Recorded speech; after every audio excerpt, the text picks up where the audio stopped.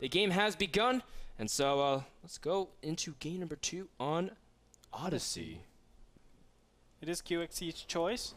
We have him as the purple Terran. Probably my least favorite color. I'll go into that later. But it is QXC in the mid right-hand corner. In the mid left-hand corner, we have TSL Polt as the red Terran. Purple just seems to be so hard to look at on the minimap. I always miss things because it blends into the background. That's the only reason why I hate it. Yeah. If it wasn't for StarCraft 2, I would love purple.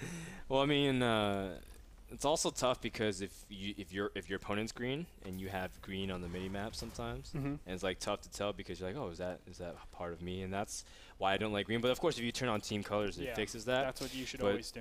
Yeah, I mean, when I first started playing StarCraft, I was like, oh, that pylon is mine. And then I got, oh, those 4 zealots are mine. Oh wait, my zealots are killing my own probes, and I'm like, oh gosh. And that was like my first game of StarCraft 2. So. But we're not talking about Protoss versus Protoss. We're talking about Terran versus Terran. In the top left, we have the red Terran. His name is Polt. And you actually already did that, did you? Okay, I realized. I'm sorry, Andre. I apologize. No, that's cool, bro. They're doing the same build, so we got filler to do. We got filler to do. Odyssey. Let's talk about Odyssey because I think that's one of the most important things. It was things. a really good book in 9th grade by Homer, the poet. You're crazy. Anyway, Odyssey is a map, again, that's an actual book, Andre. I know. I know you didn't pay attention to English class. All you did was you lived for math. I lived for StarCraft, actually. You know, Odyssey is one of those maps that it's pretty far away. Well, it's also very easy to defend it with a single bunker. I think that's why we see the builds that we're seeing right now. Not only that, you can place some sort of unit at this watchtower and see any sort of Reaper openings coming. So you can position units accordingly, and you will be able to defend things. So no imminent threat in this beginning stage, so that's why we see gasless fast expansions from both of these players. On top of that, I want to say you want to supercharge your gas. That's why we also see a double refinery follow-up for both of these players, and it's because siege tanks are so important. You want to cover as much area because the more area you're able to cover or actually apply to your the more damage you're able to apply to your opponent, the safer it is to get these expansions. The expansions are actually pretty open all over the place. They're susceptible to drops, they're susceptible to pushes, so you want to actually be doing damage to your opponent and forcing them to have defensive positions rather than just having the macro game. It makes for a much tougher game if you're just defensive the whole time. Polt is going for a late factory, squeaking a second barracks between them. And I haven't actually seen this build before. Out of Polt necessarily. I've seen him do a couple of interesting variations of, you know, like early game factory after the command center when he was playing against Thorzane at this DreamHack. But what do you think Polt's up to at this point? It could be some sort of interpretation of, not interpretation, that's the wrong word, just some super fast medevac drop. Oh. I can definitely see that coming. It's getting stim. Yeah, why would you need all this stuff super fast? Yeah. And the obvious answer would be for a really fast drop. Reactor starport. This is kind of a throwback. This used to be really popular back when a lot of TVT was based off the initial positioning, and you're able to get drops. There was maps like Tal'Dun and Malta where you could sneak in medevacs really easily, which is still in our map pool. But Odyssey, how do you think this map will play out specifically for Odyssey? Wait, say it again. So how do you think this build will play out for Odyssey? Do you think it's going to be effective? Well, we were wrong. That's why I was like so taken aback by what is going on. Polt is not going for a drop. He's going for siege tank. It looked like it was Banshees. I think he might have gone, or might have thought he was going for Banshees, but then switched it because his opponent scanned him. That's very possible. Well, I mean, the big thing is really tough. That's a really there's a lot of mind games with opening up in that way. There's a lot of guessing too. I mean, even listening to Muslim's interview saying, especially the first unit out of the starport, it's always a huge guessing situation. You can see that Polt is going for the Viking now. He didn't necessarily scout that much. He did scan and saw QXC, but he is going to assume it's a Banshee. Now QXC is going for cloaked Banshee and following with a second factory. Very, very cool. Actually, I like this build. He's going for mech. Yeah, following it up very with obvious. mech. It will be a little dangerous, I think, at one point where he doesn't have all of his production up. He needs to get his third factory up ASAP. I think 3 factories are just enough to actually defend against all the different shenanigans that your opponent can do. From here, I like the Viking response to what Polt saw. I think Polt actually saw what his opponent was doing, saw some sort of, you know, Banshee play. Of course, he had the tech lab right next to it, the factory lifted off, or the barracks lifted off, and he knew, okay, your starport's going there. So I like what he's doing, just intercepting this very efficiently, but he has to make sure his units are in place. Obviously, they're not, because this Banshee's getting in here, and it will be able to get some SCV kills. This Viking is super far out of place. Ooh. Well, the Marines do stim from Polt, and that's actually a big discovery from QXC, saying, oh, he got stim immediately. It's not combat shield. Sometimes combat shield the first. Wow. Ooh, little haphazard scan, only able to pick off a little bit. Great control from QXC, utilizing the corner of the side of the map to be able to protect it. Polt Viking is also out into the field, trying to see if he can zone off, and the turret finishes as well. So QXC's Banshee should not be that effective. Great job here from Polt. Didn't really lose that many SCVs. We'll see if this drop does any damage. A lot of SCVs are actually being picked off here, but he loads up immediately. 2 tanks and 2 Hellions are there to protect him. So a nice effort by both of these players, I think, with the harass in general. QXC does get ahead just because he baited one of those scans. His opponent obviously didn't have to scan out, so he gets... Oh, he picked it off. Yeah, he picked it off, It was like one of those things, he managed to corner the Banshee immediately, but... And it's smart by Polt, because he says, oh, I see the Banshee, I see the cloak, I know I can drop him, because he doesn't have, you know, the Vikings out usually to protect against Banshee. So Polt able to kill off some of those workers, and all of a sudden, able to put a lot of pressure, but still, that Banshee getting out of position as well.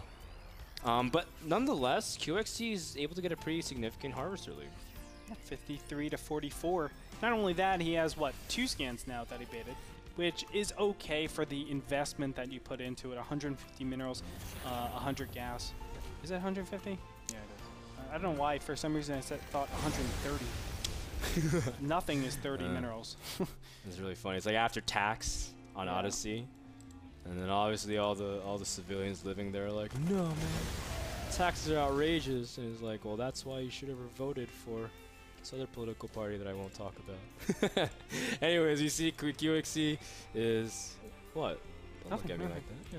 Yeah. Looks like we see that QXC is moving out here with a lot of Hellions now. If it wasn't obvious that he was going for mech, it is now, as Blue Flame did finish. And there is a lot of units, and I like the incorporation of a couple Mirages with concussive shells as well. Obviously, they give him the ability to really bust down if ever these siege tanks are out of position or in the middle of sieging.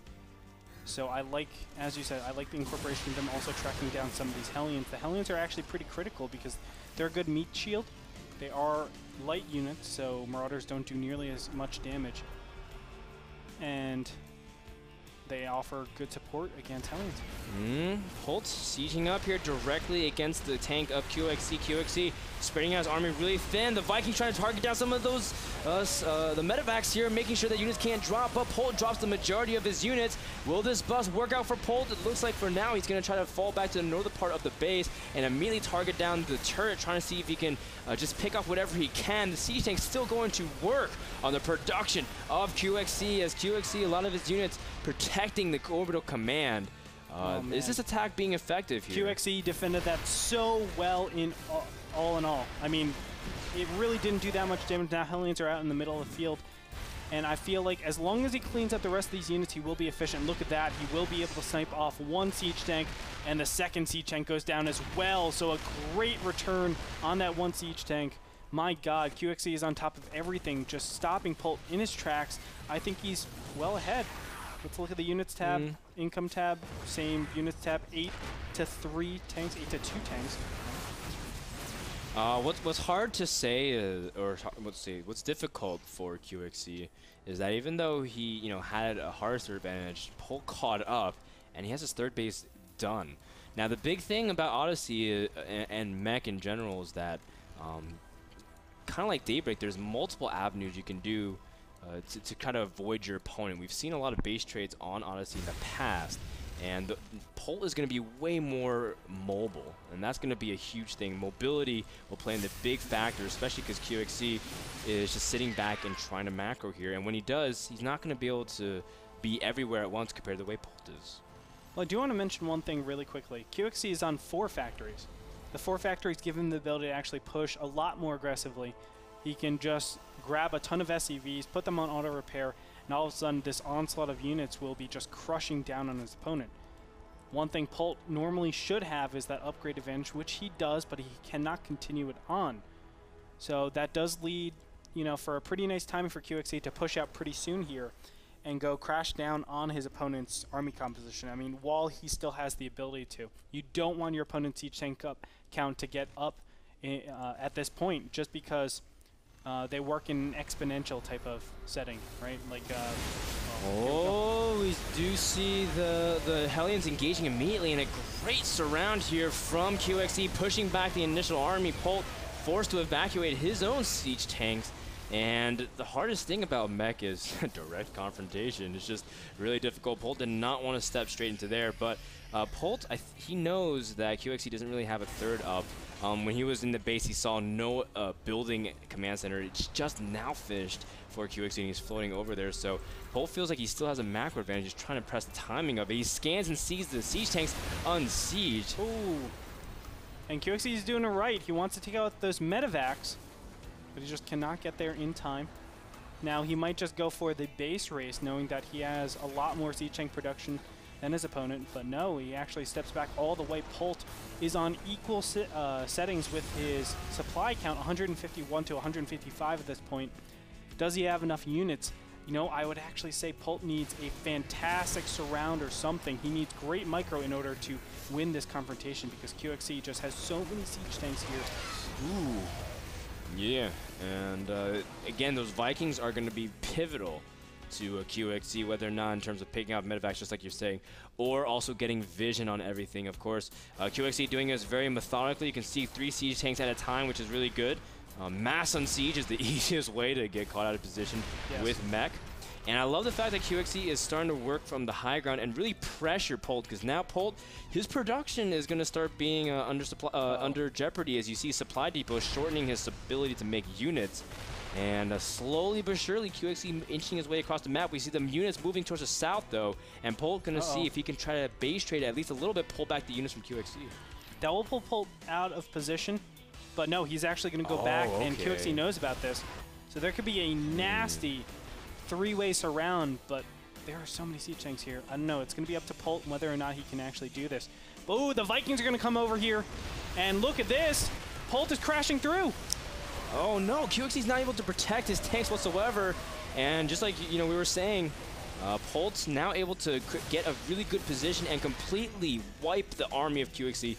Now the biggest thing is mech is hard to rebuild, Andre. Yeah, so, it is. It's going to take a while. But this is a pretty nice time for QXC to actually unsiege all of his siege tanks and just keep the onslaught going. He has a lot of Hellions here, and he has good production as well. His opponent actually had to attack into a ton of units, and he was able to kill off a lot of the medevacs. So I think he should have actually just unsieged and went for it, but no, he just wants to do a little bit of aggression. I think he thinks he's so far behind, but in fact, I think QXC was at a pretty nice advantage at that point. QXC engaging with his Hellions immediately. Now, oh no, the SCVs at the third. And oh man, those SCVs, they don't even know what's going on. They don't even have their backs turned. And so that's the worst, when the Hellions come from behind, because the SCVs didn't even see it coming whatsoever. Polt losing a huge amount of his economy. You can see QXC, he did end up donating several of his Hellions though. That's not to be discounted, but still, Polt losing 26 workers thus so far, and is down 15. QXC is now caught out of position though. That's a big problem. These siege tanks are able to shell out a ton of damage, and these Marines and Marauders are doing way too much damage to the production line. My God, Polt is on top of everything. This is exactly what you want to do. When you're going up against a siege tank type of, or excuse me, a meching Terran, you always want to catch your opponent out of position, and if you can land the key production facilities, then obviously you're way ahead. Oh yeah, those Marauders scanning and picking off all those units, forcing QXC further and further back into a corner. And QXC losing a lot of his supplies. You can see there it is, GG. Polt takes game number 2. after very good unit movement once again, getting the surround he needed on that army, just like you were saying. QXC still had an opportunity, but in the end was not able to buy enough time. I think there are a couple of things QXC could have done. One, of course, was what I said before, just push out. You have to do it right now. You don't want the upgrades to get too relevant because obviously 2-2 through 3, that's big timing for Polt. One thing I think QXC could have done, you have that army in that middle, right? That's like zoning out, trying to kill the planetary fortress or the third. Polt has Marines and Marauders all over the place. But more importantly, those Marines and Marauders on the south side, just clamp down on that. Once you kill that, you have free reign over everything. Kill all those medevacs. Your opponent doesn't have mobility, not nearly as well as with medevacs, and then you're able to just push seamlessly. But like that, I mean, he just stayed there way too long. It allowed a bunch of production cycles to occur. QXC did not reinforce, so you're playing with an army that's 2 minutes outdated. It's not going to work out. So that game and series was brought to you by Twitch TV. Thank you so much for them providing the stream. And where you can buy your subscriber pass, go to NASL.tv for only $19.99, where you get access to the chat as well as be eligible for prizes, the Sunday Showdown, 1080p quality, and of course, love from me and Greetor. Guys, we'll be back with our next series of the day. Oh, no, interview, actually. Oh, we have an interview. After the commercial. Oh, okay. So Polt is going to have an interview. I was assuming not, but that's actually really cool because Polt has some of the best English for any Korean player if you ever talk to him. Very knowledgeable, really smart guy. So don't go anywhere. We'll be back with an interview with Polt here in Division 5 NASL Season 3. Don't go anywhere.